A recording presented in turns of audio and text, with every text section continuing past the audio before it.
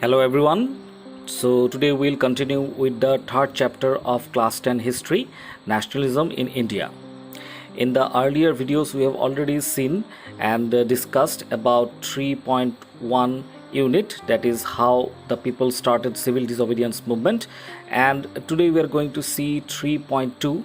The unit consists of the different topics of the participants. How did the participants participate in the movement and what were their expectations? It is named as how participants saw the movement.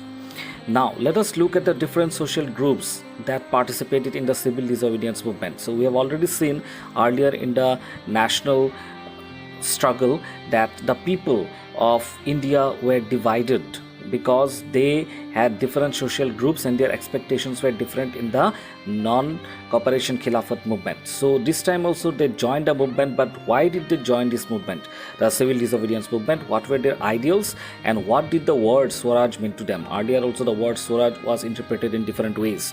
This time let us see what happened in the countryside. In the countryside or village areas, rich peasant communities, the farmer communities, groups like the Patidars of Gujarat and the Jats of Uttar Pradesh were very active in this movement. So they took part in this movement because they also were suffering from some problems. So they were producers of the commercial crops and they were hardly hit by they were very hard hit by the trade depression and the falling prices that were going on during that time. So as the trade depression was going on and there was a lot of problems in business, that is why the cash income disappeared. They could not sell the things in the market and they found it impossible to pay the government's revenue demand. So the British government always asked for some kind of taxes like the crop tax and some other kind of taxes. So the refusal of the government to reduce the revenue demand led to widespread resentment. They requested the British government that the income was very less, that is why the revenue or the tax should be excused or should be relaxed. But however, when the government refused it, all the people became very angry and this led to widespread resentment among the communities of the rich peasants. These rich peasants became enthusiastic supporters of civil disobedience movement. So when they heard Mahatma Gandhi had started the civil disobedience movement, they came and joined this movement only because they did not want to pay the high tax, organizing their communities and sometimes even forcing the reluctant members to participate in the boycott program. Some members were not so interested in taking part in this kind of boycott programs, but the others forced them and told them that you have to come. For them, the fight for Swaraj was not for independence, but it was a struggle against the high revenues. But they were deeply disappointed when the movement was suddenly called off in 1931. So when they heard that Mahatma Gandhi was fighting against the British, they joined wholeheartedly. But in 1931, Mahatma Gandhi called off, and that time the revenue rates had not been revised. So this was a great disappointment for the rich farmers, and so when the movement was restarted again in 1932, many of them refused to participate in that movement because they thought that earlier their expectations were not fulfilled, and that is why their enthusiasm died out. Now let us concentrate on the poor peasantry, that means the poor farmers.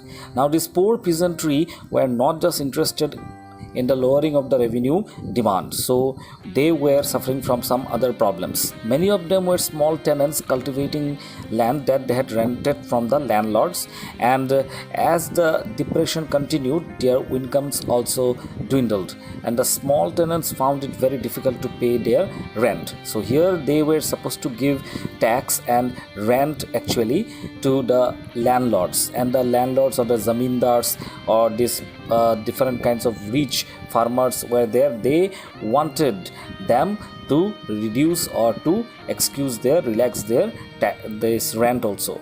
They wanted the unpaid rent to the landlord to be remitted, and that is why they joined a variety of radical movements often led by the socialist and the communist also. The socialist and the communist believed in equality of the division of the property, and that is why they wanted to join them. Why? Because they were unable to pay the high rent charged by these landlords, rich landlords or the rich farmers.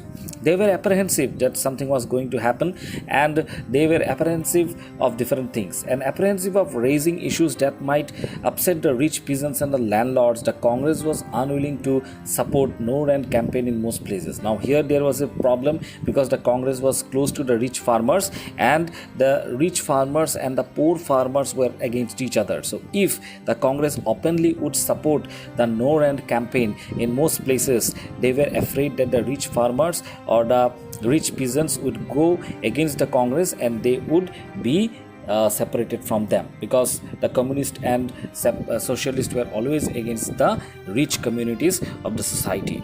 So there was a stress in the relationship between the Congress and the poor farmers, and this relationship between the poor peasants and the Congress always remained uncertain. So the Congress and the poor peasants did not come close during the civil disobedience movement. Now we are going to discuss about the case of the business classes or the industrialists. How did they relate to the civil disobedience movement? Also, on the right side of your page, you can see a blue box. Here all the important dates and years are written. These are very important for the examination. You can see that. So during the First World War, the Indian merchants and the industrialists had made huge profits and had become very powerful. And we also come to know that during the First World War, a lot of things were produced in India and they had made huge profits. So they understood that India is a big market. So they were keen on expanding their business, and they now reacted against the colonial policies that restricted the business activities. So the British had already put some business activities restrictions so that the Indians cannot earn a lot of money. So these industrialists wanted protection against imports of the foreign.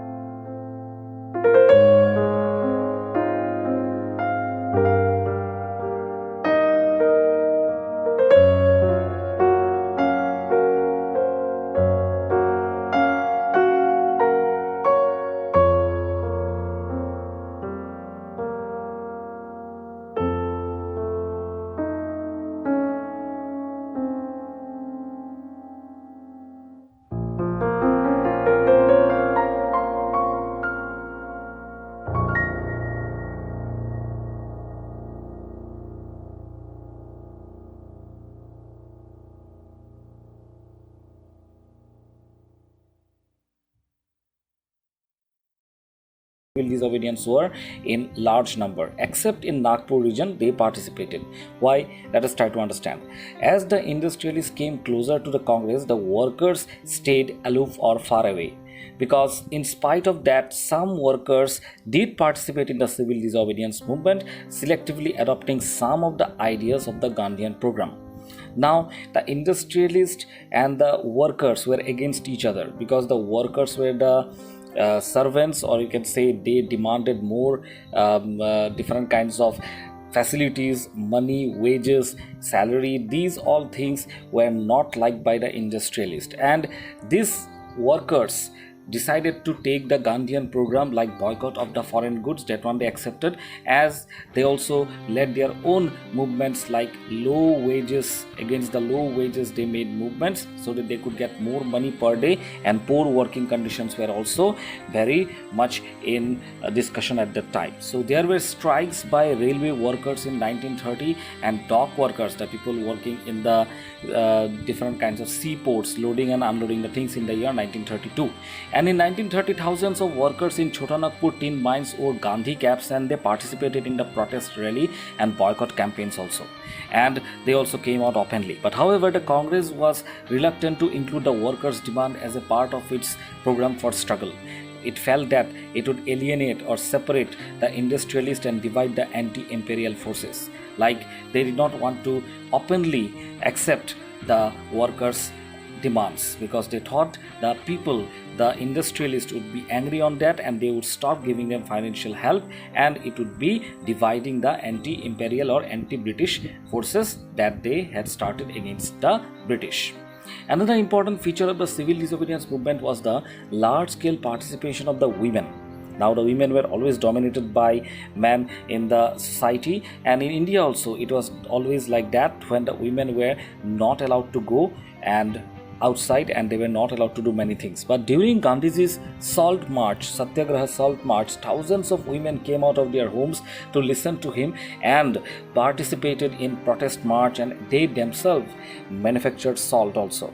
And you can see here the picture. Here it shows during the national movement, many women for the first time in their lives came out of their homes in the public area, and they also took part in different kinds of activities like picketing or stopping the customers from going inside to buy foreign clothes, and liquor shops also.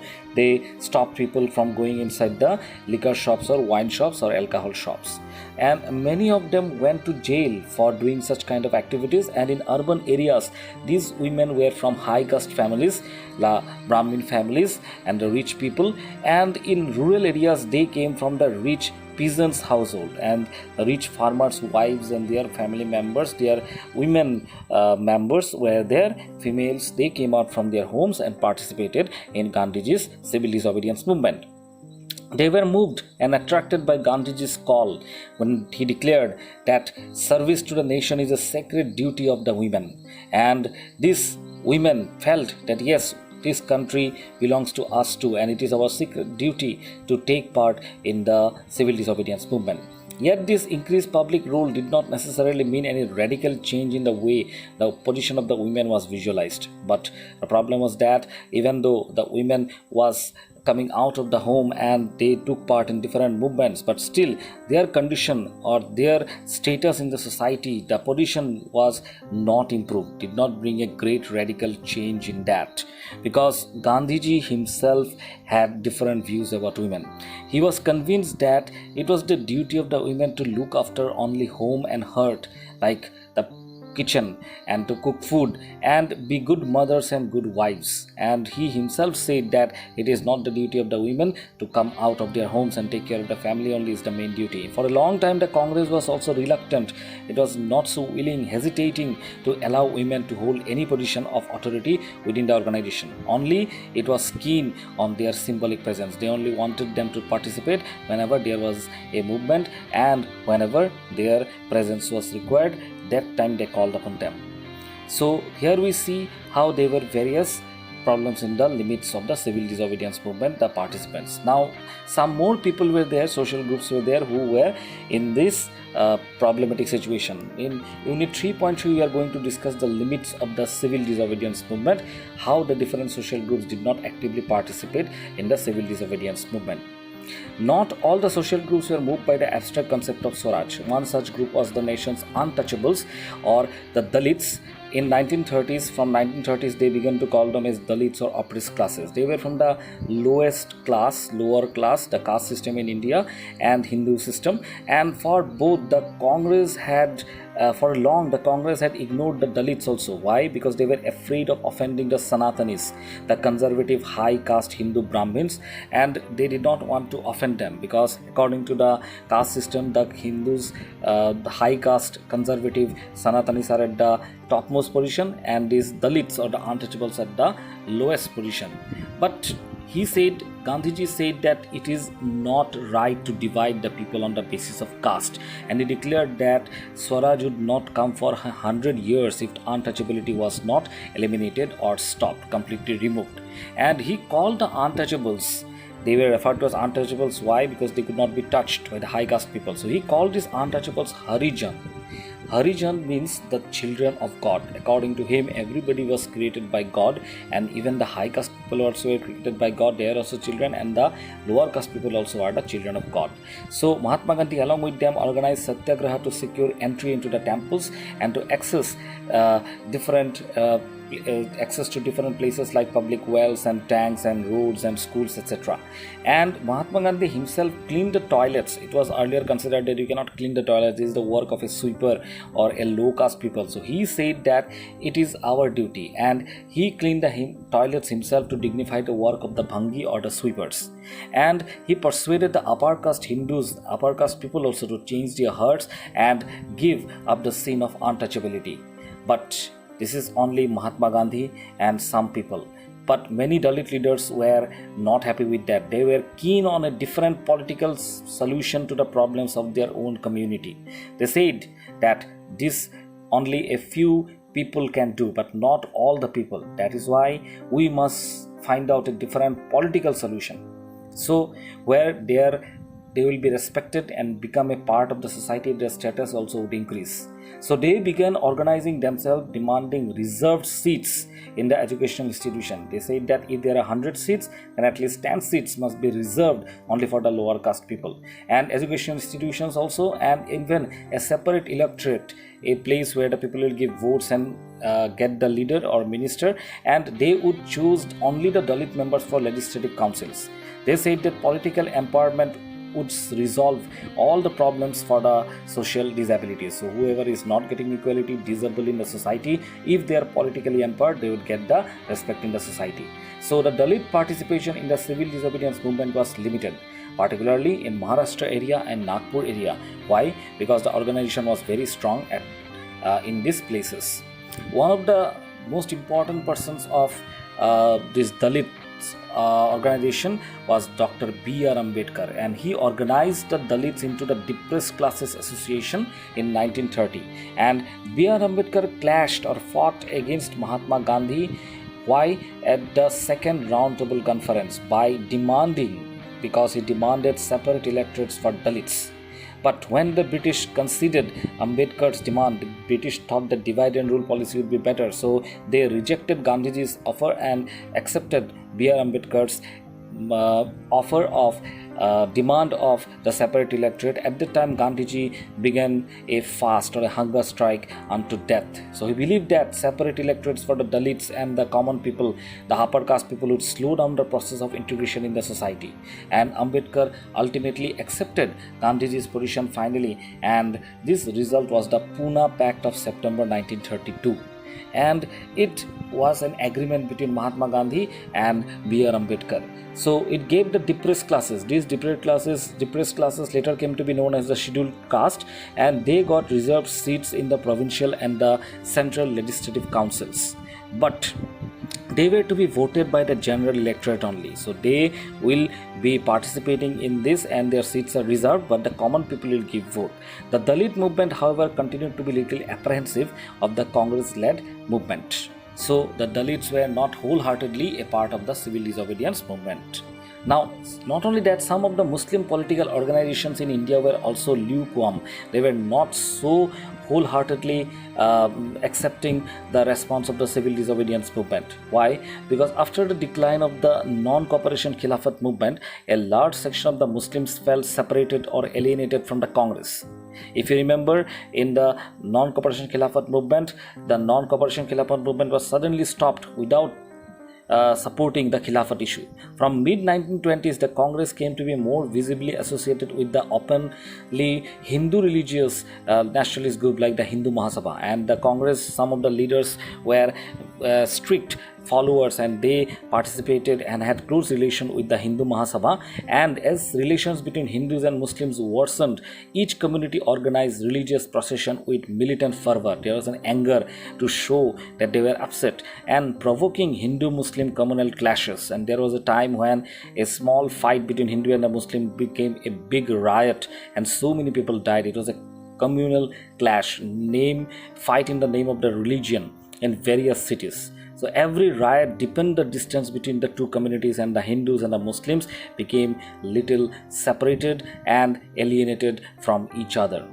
So it was not good for the country. So you can also see here the picture of Mahatma Gandhi and Jawaharlal Nehru and Maulana Azad.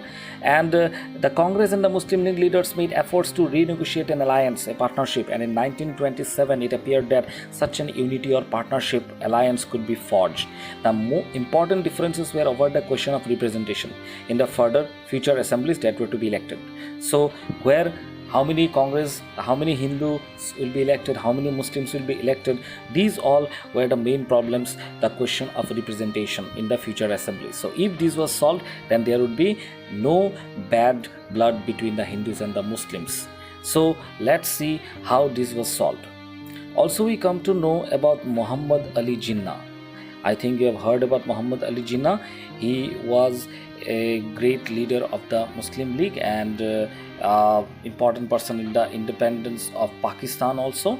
So next we are going to read about Muhammad Ali Jinnah, how he decided to bring the people together.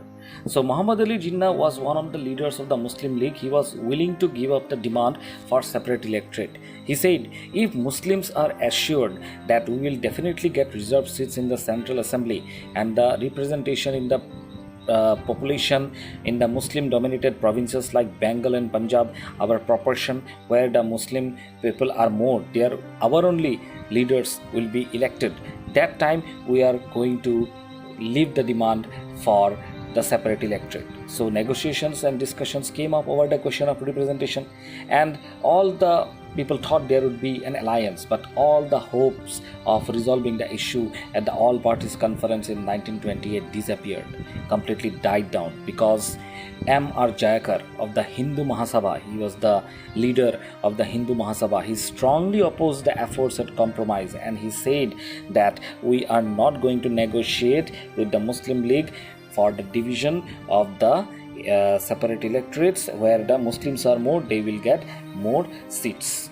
So this civil disobedience movement started.